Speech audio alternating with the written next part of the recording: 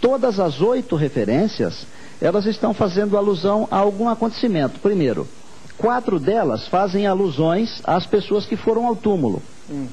Uma delas faz alusão à aparição de Jesus, aos discípulos. A outra delas faz alusão à pregação que Paulo fez até tarde da noite, porque ele teria que viajar no dia seguinte.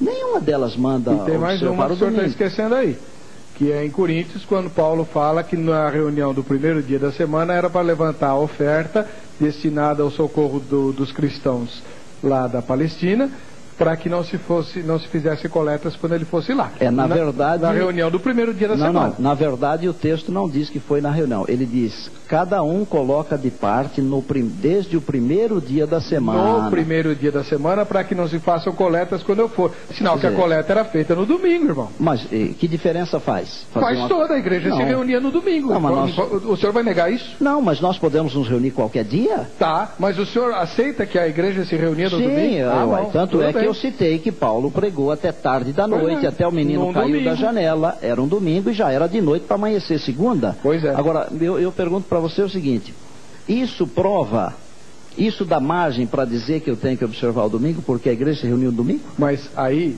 me perdoe interpretar o pensamento do professor Paulo Sérgio, para a gente poder pôr o telespectador de Guarujá na linha. Eu também quero falar. Não, eu sei. Mas a questão aí, pastor, há uma diferença. O irmão enfatiza a necessidade de se guardar um dia.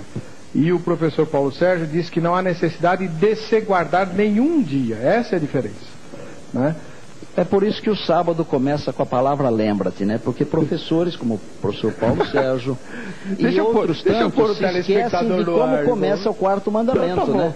É por isso que a gente está discutindo. Vamos lá. Euderi, é isso? Euderi, boa noite, obrigado pela sua paciência, seja bem-vindo. Cadê o Euderi? Também, né? Demorou 1 milhão de anos. Vamos lá, pastor Paulo Sérgio, vamos para os e-mails, rapidinho. Eu diria que até é interessante esse argumento. Mas as mulheres guardaram o sábado. Olha, nós temos que entender que os discípulos de Jesus, os primeiros discípulos eram judeus, criados dentro de uma cultura judaica, onde a lei regia tudo isso. Eles estavam acostumados a todos esses rituais. É interessante que você não vê nenhum adventista querer defender, por exemplo, a circuncisão, porque Paulo circuncidou Timóteo, capítulo 16 de Atos. Capítulo 18 e 20 nós vemos até fazendo o voto rapando cabelo. Em sem creia. Ele raspou a cabeça em então por que Paulo fez? Olha, se eu fosse como Paulo mesmo diz lá em Atos 18, que fez de tudo, né, e ele pregou para os judeus. Paulo tinha um ministério que ele gostaria de ver toda a nação dele convertida. E ele fez isso. Olha, se eu fosse um judeu há 2000 anos atrás e quisesse pegar o evangelho ou explicar quem era o Messias, que esse era o ponto central da mensagem, né, dos primeiros discípulos de Jesus, dos apóstolos, que dia da semana eu ia pregar para os judeus? Segunda, terça, quarta, domingo? Não. Ele frequentou a sinagoga exatamente num dia aonde estavam ali se reunindo. Não, ele ia para a sinagoga até ser expulso dela. Exato. Né? Que era a história então, dele. A questão é que ele ia lá aos sábados, não porque ele guardava sábado, mas porque ele pregava. Tá. Qualquer pessoa que lê Romanos capítulo 14 não vai entender que Paulo defendia a guarda do sábado. Por que você não usou um outro argumento? Por que você não usou um outro argumento chamando um outro dos mandamentos, que você foi falar de circuncisão? Não está na lei dos 10 mandamentos a circuncisão. Mas ele observou não isso, fuja. mesmo não acreditando. Não fuja. Vamos ficar dentro. Guarda aqui para mim. Nós vamos para o intervalo. Daqui 3 minutinhos a gente vai ouvir a entrevista na rua e eu quero uma resposta dos dois aqui. Por que no primeiro concílio da igreja, em Atos 15, não se fala para os cristãos guardarem o sábado? 3 minutinhos, voltamos já com o Feijão.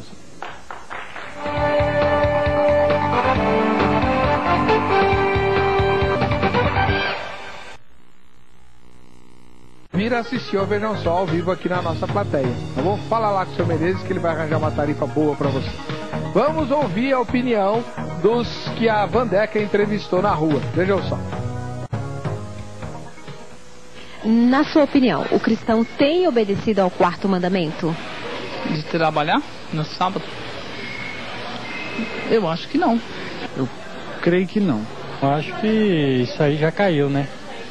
Depois de Jesus, na graça, nós devemos estar com Jesus sempre. Acho que é sábado, é domingo, não tem mais um dia específico, né, para ser cumprido, de não trabalhar.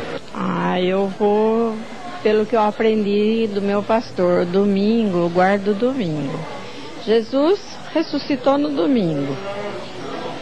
Veja quantas coisas importantes Jesus ensinou. No sábado, as pessoas não queriam nem salvar alguém que estava morrendo. O que é mais importante? O Senhor Jesus ou o dia de guarda? Os milagres que Jesus fez ou o dia de guarda? As pessoas, o dia de guarda. No meu coração, que eu sinto que Jesus, eu guardo o domingo. A partir do momento que ele aceitou a Jesus como Salvador, o Senhor Jesus é Senhor do sábado. E ele disse: um novo mandamento eu vos dou, que é o 11º mandamento, que é amar o próximo como a si mesmo. Bom, vamos rapidinho, voando para os e-mails, senão o internauta não fala aqui. Eu queria pedir desculpa a vocês, telespectadores, há centenas e milhares de ligações chegando, mas nem eu estou conseguindo falar, então imagina você, né? Vamos lá, dona Gerlânia, rapidinho. Vamos lá, realmente veio muito e-mail. Tem do Edson, que escreve de Joinville, Santa Catarina. Tem cristão que se diz cristão e nem guarda qualquer dia, imagina o sábado. Acho que manda é a fé, crer no Salvador e manter o coração puro. Se for assim, devemos usar aquela máxima: um bom cristão santo é aquele que está nos braços do Pai. O resto é tentar viver pela fé e crer que qualquer dia é dia de santificar-se a Deus. O próximo e-mail é do João Bosco, que escreve: depois de Cristo não vivemos mais na época da lei, mas sim da graça. O próprio Cristo declarou que o resumo da lei seria as duas máximas já conhecidas. E também falou que o sábado foi criado para o homem e não o homem para o sábado. O próximo e-mail é da Emília, que escreve de São Paulo e pergunta: gostaria de perguntar ao pastor adventista por que eles não dão tanta ênfase aos escritos da senhora Ellen White e dizem que os livros deles são inspirados por Deus.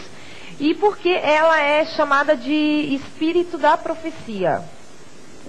Bom, isso é uma curiosidade, né? No final do programa, se sobrar tempo, o senhor responde, que não faz parte do tema, tá bom? Guarda a pergunta aí. Mas é bom isso, hein?